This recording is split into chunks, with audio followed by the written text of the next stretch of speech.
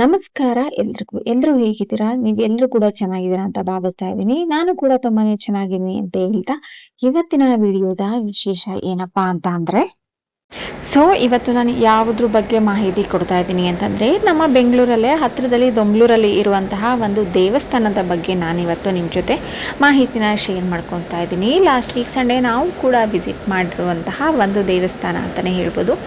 ತುಂಬಾ ಚೆನ್ನಾಗಿದೆ. ಹಾಗೆ ಮಾರ್ನಿಂಗ್ ಟೈಮ್ ಹೋದರೆ ತುಂಬಾ ಪೀಸ್ಫುಲ್ ಆಗಿರುತ್ತೆ. ಈ ದೇವಸ್ಥಾನ ಬಂದು ಬೆಳಗ್ಗೆ 7 o'clock ಓಪನ್ ಇರುತ್ತೆ ಅಂತಲೇ ಹೇಳಲಿಕ್ಕೆ ಇಷ್ಟಪಡ್ತೀನಿ.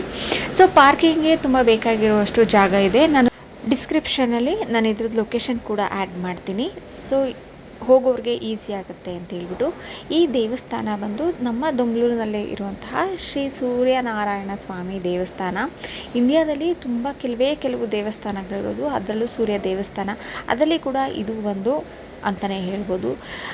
ಈ ದೇವಾಲಯ ನೋಡಲಿಕ್ಕೆ ತುಂಬಾ ಸುಂದರವಾಗಿದೆ. ಹಾಗೆ 1995ರಲ್ಲಿ ಶ್ರೀ ಕೃಷ್ಣ ಪಟೇಲ್ ರೆಡ್ಡಿ ಅನ್ನುವಂಥವ್ರು ಈ ದೇವಸ್ಥಾನನ ನಿರ್ಮಿಸಿರ್ತಾರೆ.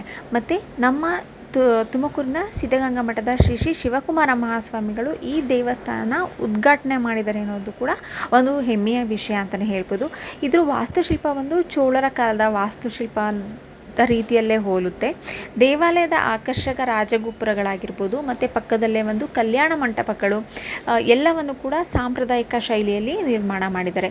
ಮುಖ್ಯ ದೇವತೆಗಳು ಅಂತಂದರೆ ಈ ಸೂರ್ಯನಾರಾಯಣನ ಬದ್ರಿನಾಥದಿಂದ ತರಲಾಗಿದೆ ಅಂತಲೂ ಹೇಳಲಾಗುತ್ತೆ. ಇದು 3.25 ಅಡಿಯಷ್ಟು ಎತ್ತರದ ವಿಗ್ರಹ ಪೀಠದಲ್ಲಿ ಕಶ್ಯಪ ಮತ್ತು ಅದಿತಿ ದೇವತೆಗಳ ಕೆತ್ತನೆಗಳನ್ನು ಕೂಡ ನಾವು ಈ ದೇವಸ್ಥಾನದಲ್ಲಿ ನೋಡ್ಬೋದು. ಮತ್ತು ಇಲ್ಲಿ ಬೇರೆ ದೇವರುಗಳು ಅಂತಂದರೆ ಪಂಚಮುಖಿ ಗಣೇಶ, ಹಾಗೆ ಸರಸ್ವತಿ, ಉಗ್ರ ನರಸಿಂಹ ಮತ್ತು ನಾಗರಾಜ, ಈ ರೀತಿಯ ದೇವರ ವಿಗ್ರಹಗಳನ್ನು ಕೂಡ ನಾವಿಲ್ಲಿ ನೋಡ್ಬೋದು.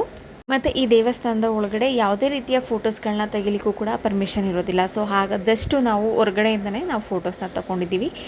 ಹೋಗಿ ಒಂದ್ಸರಿ ವಿಸಿಟ್ ಮಾಡಿ. ಇದ್ರ ಬಗ್ಗೆ ಜಾಸ್ತಿ ನಿಮ್ಗೆ ಏನಾದರೂ ಇನ್ಫಾರ್ಮೇಷನ್ ಬೇಕಾಗಿತ್ತು ಅಂತಂದರೆ ಆ ವೆಬ್ಸೈಟ್ಗೂ, ಶ್ರೀ ಸೂರ್ಯನಾರಾಯಣ ಸ್ವಾಮಿ ದೇವಸ್ಥಾನದ ಒಂದು ವೆಬ್ಸೈಟ್ ಕೂಡ ಇದೆ, ಅದಕ್ಕೂ ಕೂಡ ಹೋಗಿ ನೀವು ಅಲ್ಲಿ ಚೆಕ್ ಮಾಡ್ಬೋದು.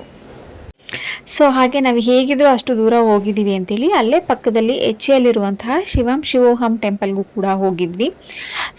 ಎಲ್ಲ ಕಡೆ ಕೂಡ ಮನೆಗಳ ಮಧ್ಯೆ ಇರುವಂತಹ ಈ ಒಂದು ದೇವಸ್ಥಾನ ಅಂತ ಹೇಳೋದಕ್ಕಿಂತ ಕೆಲವೊಂದ್ಸರಿ ಈ ರೀತಿಯ ದೇವಸ್ಥಾನಗಳು ಬೇಜಾರು ಕೂಡ ಆಗುತ್ತೆ. ಯಾಕೆ ಅಂತಂದರೆ ನಮ್ಮ ಬೆಂಗಳೂರಿನಲ್ಲೇ ಇದ್ಕೊಂಡು ದೇವರ ದರ್ಶನಕ್ಕೂ ಕೂಡ ಟಿಕೆಟ್ ಕೇಳುವಂತಹ ಒಂದು ದೇವಸ್ಥಾನ, ದುಡ್ಡನ್ನು ಕೇಳುವಂತಹ ದೇವಸ್ಥಾನ.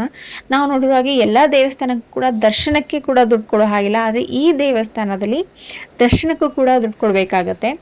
ಜನಗಳು ಏನೇ ಮಾಡಿದ್ರು ಕೂಡ ದೇವರನ್ನೋದು ಕೂಡ ಒಬ್ಬರೇ ಅಂತ ಅನಿಸುತ್ತೆ. ಅದು ಎಷ್ಟು ದೂರ ಹೋಗಿದ್ದೀವಿ, ನನ್ನ ಮಗಳನ್ನು ಕೂಡ ಕರ್ಕೊಂಡು ಹೋಗಿದ್ದೆ, ಅವಳಿಗೂ ಕೂಡ ಡಿಸಪಾಯಿಂಟ್ ಆಗಬಾರ್ದು ಅನ್ನೋಂಥ ರೀಸನ್ಗೆ ಹೋಗಿ ಈ ದೇವಸ್ಥಾನನ ನೋಡ್ಕೊಂಡು ಬಂದ್ವಿ. ಅಲ್ಲಿ ಒಳಗಡೆ ಗುಹೆಗಳ ರೀತಿ ಮಾಡಿದ್ದಾರೆ, ತುಂಬ ಕತ್ಲೆ ಇರುತ್ತೆ.